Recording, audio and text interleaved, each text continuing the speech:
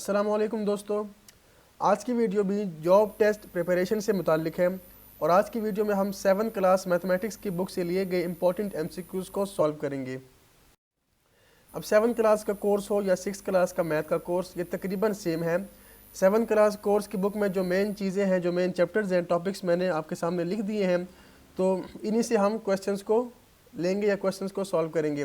6th class की जो हमने वीडियो बनाई है उसमें डिटेल से मैंने तमाम कंसेप्ट को डिस्कस किया है।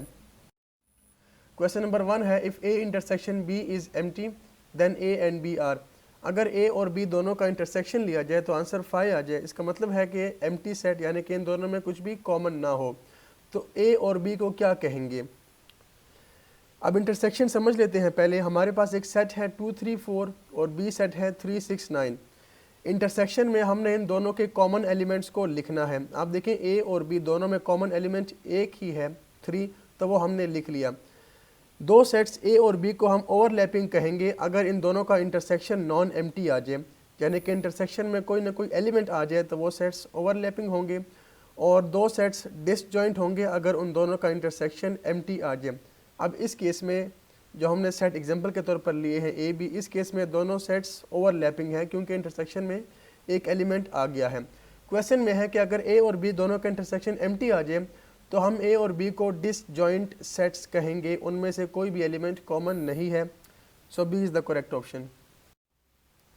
Question number 2, if you set equal to A B C D E F and set A equal to A B C then A intersection A complement find करना है। तो आप देखिए ए कम्प्लीमेंट का मतलब है u माइनस ए, यानी यूनिवर्सल सेट में से आप ए के एलिमेंट्स को निकाल दें तो आपके पास बच गया डी ई एफ।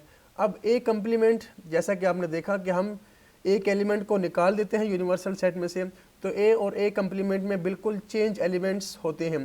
तो जब इन दोनों का इंटरसेक्शन लेते हैं तो इनमें कोई भी एलिमेंट कॉमन नहीं आता, तो इसलिए इन दोनों का इंटरसेक्शन एम्प्टी या खाली है।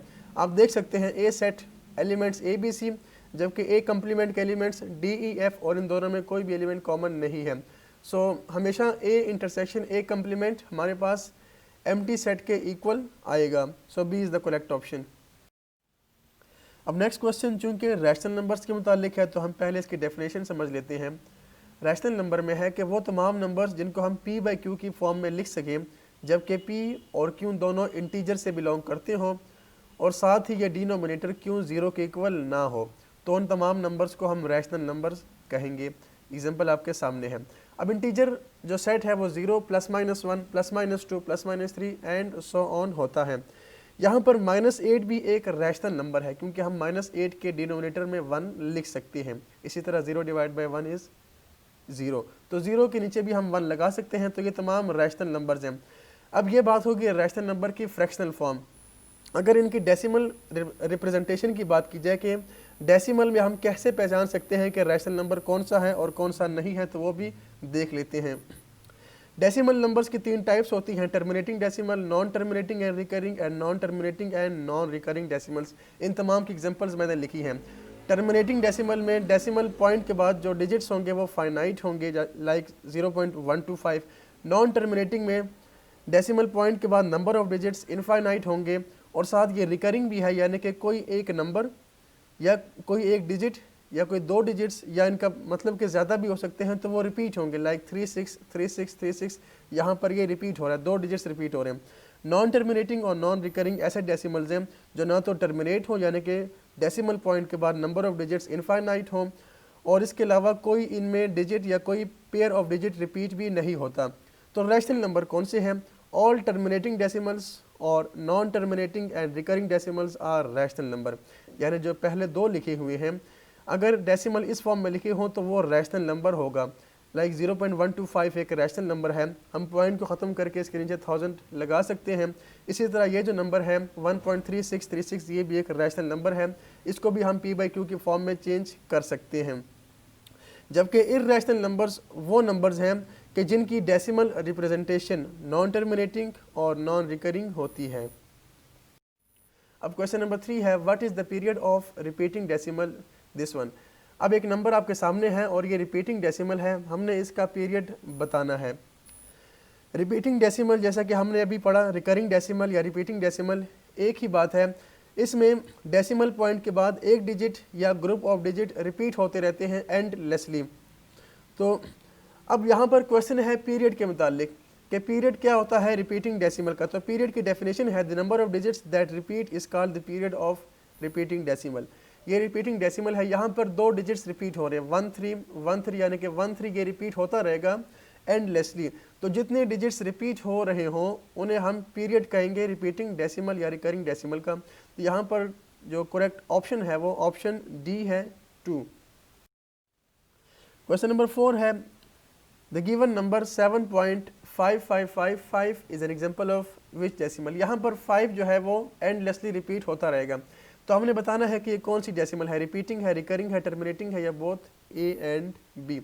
अभी हम पढ़ चुके हैं कि एक ऐसी डेसिमल जिसमें कोई एक नंबर या पेयर ऑफ डिजिट्स रिपीट हो उन्हें हम रिपीटिंग डेसिमल या रिकरिंग डेसिमल कहते हैं और ये रैशनल नंबर होते हैं।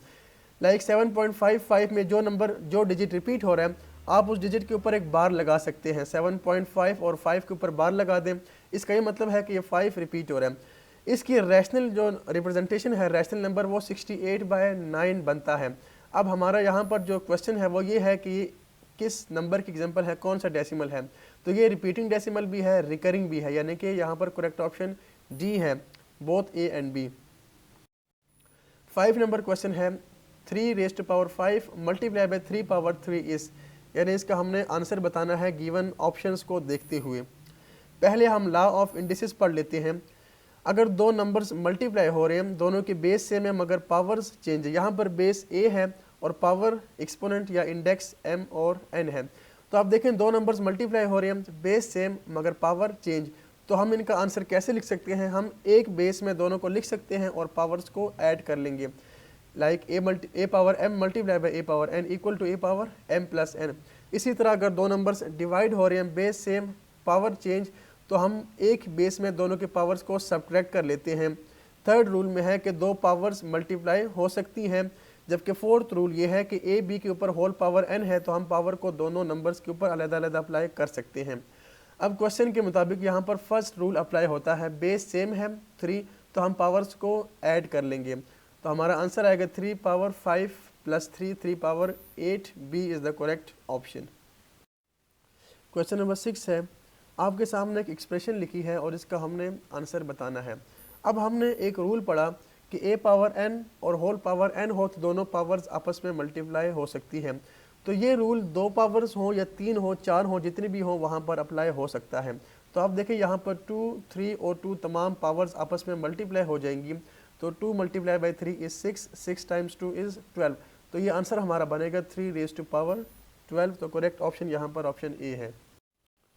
क्वेश्चन नंबर 7 है, a house of 2 kanal is situated in the colony, the worth of land is 2 million rupees per kanal, calculate the property tax at the rate of 6%। यानी कि एक घर है जो 2 कनाल रकबे पर मुश्तमिल है, यानी कि उसका रकबा टोटल 2 कनाल है और एक कनाल की कीमत 2 मिलियन रुपये है। 2 मिलियन रुपये का मतलब 20 लाख बन जाता है। तो हमें प्रॉपर्टी टैक्स फाइंड करना है उस पर 6% के हिसाब से। पहले आप घर की मालियत देख लें। तो चूंकि घर 2 कनाल का है और एक कनाल है 2 मिलियन, तो ये बनेगा 4 मिलियन रुपीज़ या 40 लाख रुपए, और उसको हम मल्टीप्लाई कर देंगे प्रॉपर्टी टैक्स के साथ तो हमारा आंसर आ जाएगा। तो आप देख लें property tax at the rate of 6% equal to 4 million multiply by 6%। Percent की जगह आप डिवाइड बाय 100 लगा सकते हैं, कैंसिल आउट कर दें लास्ट 2 ज़ीरोज़ को और मल्टीप्लाई करें तो आपके पास करेक्ट ऑप्शन आ गया 2,40,000 यानी कि 2,40,000। B is the correct option. Question number 8, Salman bought a bike for ₹15,000 on instalments at the markup rate of 12% per annum, find the selling price of the bike if time period is 3 years. Salman ने एक bike ख़रीदा जो कि 15,000 रुपये का है और उसने ख़रीदा इंस्टॉलमेंट पर, जिस पे मार्कअप जो लगा वो 12% सालाना लगा। अब जब आप कोई चीज़ किस्तों पे इंस्टॉलमेंट पे ख़रीदते हैं तो वो कॉस्ट प्राइस से कुछ ऊपर कीमत हो जाती है। जो कीमत कॉस्ट प्राइस से ऊपर हो जाती है उसे हम मार्कअप कहते हैं या उस रेट को मार्कअप रेट कहा जाता है। तो 3 साल तक उसने किस्तों पे ये बाइक ख़रीदा, तो 3 साल के बाद उसकी सेलिंग प्राइस क्या हो जाएगी। तो आप देखें यहाँ पर जो प्राइस है वो 15,000 है, टाइम हमें 3 साल का गिवन है और रेट है 12%। तो हम पहले मार्कअप फाइंड कर लेते हैं और उसके बाद सेलिंग प्राइस फाइंड कर लेंगे। मार्कअप का फॉर्मूला आपके सामने है, price multiply by time multiply by rate. आप इन तीनों चीज़ों को मल्टीप्लाई कर लें, मल्टीप्लाई करने के बाद परसेंट की जगह आप डिवाइड बाय 100 लगा लें और सॉल्व करें तो आपके पास 5400 रुपीज़ आ गए, यानी कि ये मार्कअप है उसका टोटल जो उसने अदा करना है। तो अब हमें सेलिंग प्राइस फाइंड करनी है। सेलिंग प्राइस क्या होगी, कॉस्ट प्राइस में आप सिंपल मार्कअप को ऐड कर लें तो सेलिंग प्राइस उसकी आफ्टर 3 ईयर्स आ जाएगी। तो selling price is CP plus markup which is 15,000 plus 5,400, तो ये बन गए 20,400 रुपये, यानी कि 3 साल के बाद उसको ये बाइक 20,400 रुपये का पड़ गया इंस्टॉलमेंट पर। C is the correct option. Question number 9, 20% of 500 is. हमने 500 का 20% बताना है। बहुत आसान है, परसेंट की जगह आप डिवाइड बाय 100 लगा सकते हैं और ऑफ की जगह मल्टीप्लाई। सॉल्व कर लें, 100 5 times 500, 20 multiply by 5 is 100। So 500 का 20% 100 बनता है। B is the correct option. Question number 10 है, degree of polynomial 4x² y² minus 3x² minus 5 is. इस पोलिनोमियल की हमने डिग्री बतानी है। अब इस पोलिनोमियल में 3 टर्म्स हैं। टर्म्स क्या होती हैं, टर्म्स को प्लस माइनस या माइनस माइनस के साइन से अलहदा किया जाता है। आप देख लें, स्टार्ट में प्लस है और उसके बाद माइनस, इसके दरमियान 4x² y² एक टर्म है, माइनस 3x² दूसरी टर्म है और माइनस 5 तीसरी टर्म है। टर्म एक सिंगल नंबर भी हो सकता है, एक वेरिएबल भी हो सकता है, या वेरिएबल मल्टीप्लाई बाय नंबर भी हो सकता है। यहाँ पर x² का कोएफिशिएंट 3 है।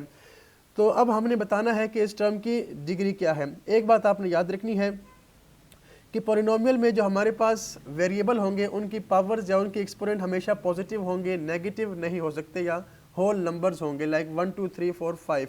तो हमने डिग्री बतानी है। तो आप एग्जांपल समझ लेते हैं डिग्री की।